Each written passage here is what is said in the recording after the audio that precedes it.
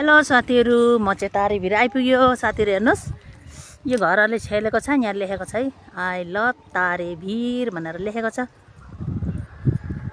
ए उयो बाटो छ नि त, त्यसको फेदबाट त हामीहरू गएको पाइ। हिँड्नु हिँड्नु तारेभिर आइपुग्यो साथीहरू। कस्तो लाग्यो तपाईँहरूलाई तारेभिर? लाइक गर्नुहोस्, कमेन्ट गर्नुहोस्। तपाईँहरू पनि घुम्नु मन लाग्यो भने आउनुहोस्। बहुत सुन्दर छ जग्गा है। हावा चिसो आउँछ हावा। यहाँबाट माथि चढ्ने है, त्यो तारेभिर लेखेको ठाउँमा पुग्नु।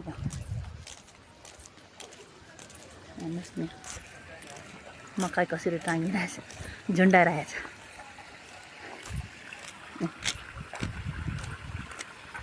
बाटोमा दोकान छ।